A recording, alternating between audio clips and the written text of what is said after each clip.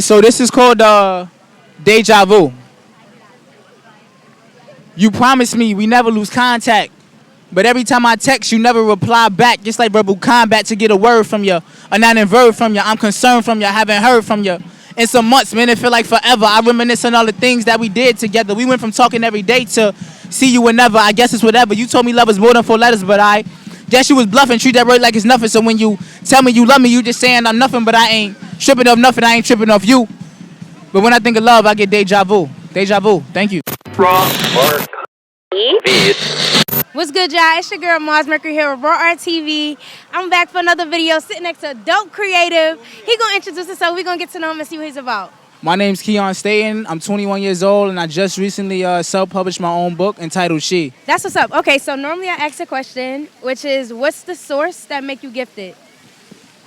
For me, it's really just I believe in tapping in, and when I say tapping in, it's just like actually sitting down and just, well, I'm a writer. You know what I'm saying? So sitting down and just writing whatever comes to my mind, and that's like, it's tapping in. You know what I mean? Whether it's for like 3 hours, 2 hours, 5 hours, I turn my phone off, and most of the time I go on the roof of my building and I tap in. You feel me? Yeah. Okay, I like that. So first question, how did you discover yourself as an artist? As a kid, I liked to dance a lot. I used to rap, but it was in 3rd grade where it was poetry month in school, and we was doing poetry. And my teacher, she introduced me to Langston Hughes, and I was just reading. Then I started writing, and poetry month was over, and I ain't wanna stop. So I went home, and I started getting it popping. You feel me? Yeah. That's what's up. So you said, what grade was this? 3rd grade. I was 8 years old. Okay, wow. So you've been doing it for a while. Yeah. And you recently released a book called She, which is a short book of poetry. Yeah. So tell the people that haven't read the book, I got the book, y'all. The book is fire. It's amazing what a young black man could do and speak about women, in his version. So I'm going to let him, describe the book and tell y'all what it's about and, just talk about the process of making it. Okay, cool. So first we're going to start off what the book is about. Yeah. So I put she because it's about she, a woman. You know what I mean? Well, different women in my life, and it's the woman that had like the most impact on my life. And she is just a perception. You know what I'm saying? So this book is just my perception on a woman perception. Right. So I write in a woman's perception a lot.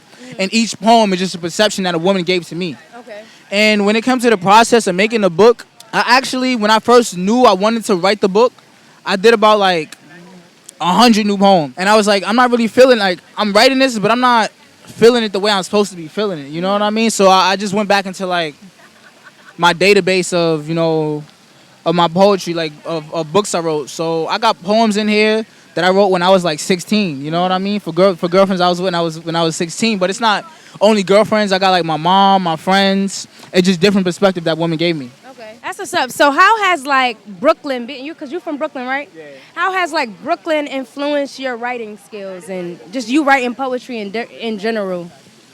You know what it is? When you from a place like Brooklyn or you from a place like New York, you grow up with that go-getter mentality. Yeah, you know what I'm saying? You have the go-getter mentality. And when I was like 15, 16 years old, I moved to Long Island, and I was telling everybody I'm from Brooklyn. They was like, "Oh shit, you from Brooklyn?" Da da da da. And I started rapping. I was rapping in high school and stuff like that. So it was like, I feel like people were just drawn to me because I'm from Brooklyn. But I think people drawn to you because of your overall the aura, yeah. Like, you set the tone when you're on a stage or when you performing. You set the tone. So that leads to my next question. Like, were you always that comfortable on the stage? Or? Yeah. All right. So even being comfortable on stage when I was a kid, going back to when I was a kid, I used to dance. I used to rap. You know what I'm saying? Thanksgiving, Christmas, we all go to my grandma's house. You know what I'm saying? Keion gonna be performing at grandma's house. You know what I'm saying? At 8 years old, 9 years old, they turn on music. I'm dancing. I'm doing my thing. And then once I got to like high school, I was doing talent shows. And one time I realized that like nervousness hit me one time. You know what I'm saying? And I got on stage and I forgot my lyrics. Right. And I just walked off stage. And then I went home that day and I was like, that's never gonna happen again. And then like, so now when I want to do something, I practice it over and over and over because, practice makes perfect. And it's the 5 P's: proper proper preparation prevents poor performance. You know what I mean? So whenever proper preparation prevents poor performance. Okay. That's the 5 P's. So like whenever I want to do something, as much I mean, if I gotta do something in 20 minutes, prepare myself 19 minutes. You know what I'm saying? And then when that 20-minute come, I'm gonna execute. You know what I mean? So if I gotta prepare myself to do something for a week, Right. I'm gonna do that. You know what I mean? That's what's up, yo. I am so grateful and just happy that I met you because when I first seen you, like I'm telling you, your stage performance was amazing. Like you just demanded your presence and you showcased your art and you was very confident and proud about it, you know? So speaking about your book, so I'm gonna choose a poem from out of the book. It's gonna be very random. Exit here, please. Talk to me nicely. This poem is a short poem called Exit Here, Please. And it goes like this. Exit of an entrance. Yeah, I left that behind, but only because something new was on my mind. I didn't really want to work on myself and only myself. That was a lie. It's just something new caught my eye. Sorry, not sorry. Exit here, please. And with this poem, it's like people, you talk to somebody and they're not keeping it straightforward with you. It's like you could if you're not feeling somebody, you just gotta be like, yo, I'm not feeling this relationship no more, or I'm not. We could be friends, but I don't want to continue what we have here. So most people be like, yo, I just want to work on myself, or I just I want to do this, and then you see it with somebody else, and it's like, yo, I thought you was working on yourself.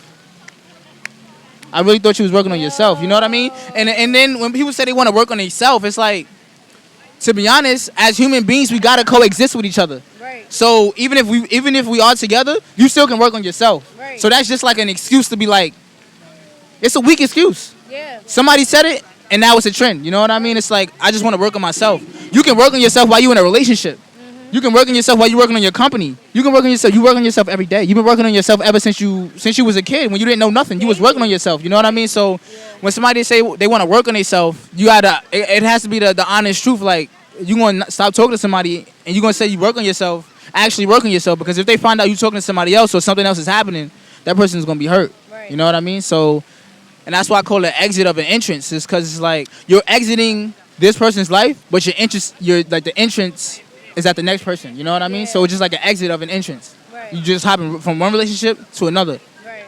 You know what I'm saying? Without being clear about it. So how long you been selling your books for? I've been selling my books for a total of, the book came out June 18th. Okay. But I didn't start selling until 2 weeks later, like, early July, and now it's September. So I've been selling my books for 2 months, and yesterday was the day I reached my 400 mark. Wow. So, wait, you sold? I sold 400 books in 2 months by myself at Washington Square Park. Thank you. So, like, what are some things that you've learned during this time of, like, you selling your books? One It could be personal, too, so, how you want to express that. Love and emotion and hurt and happiness and depression and confusion is universal. It's a universal code. Emotions are universal. So not just people like me buy my book. Not just black people buy my book. White people, Asians, Hispanics. It's like it's an equal crowd. So it's like it really taught me like what I'm doing here is it's for everyone, not just for a specific group, a specific people. You know what I mean? I do this for everybody. And even when I made the book, my goal was women, but being a man and people seeing my face as a man, right from a woman's perspective, the woman could get her perspective, and the guy can see it from me. You know what I'm saying? Yeah. Because I don't know what being a woman feels like, but it's just a perception, and I'm pretty sure other guys feel like this. You know what I mean? And I know how I made women feel, whether it's good or it's bad, and I lived through it. So it's a perspective now. Yeah, and it's all a lesson and a journey of learning. So what's your overall goal as an artist?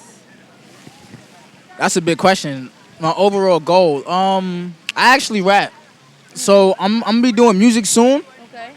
But writing is my niche right now, so I'm trying to like write short scripts, write in movies. I'm trying to do like some acting roles, and all right. My big goal, my big short-term goal right now is to sell 1,000 books. So within the next 3 months, I'm gonna hit that 1,000. For a fact. I'm gonna hit that. Like, I feel like once I hit that 1,000, I mastered what I did because I sold 1,000. That's 4 digits. You know what I'm saying? On my own. So that's my next big goal. 1,000 books. All right, y'all.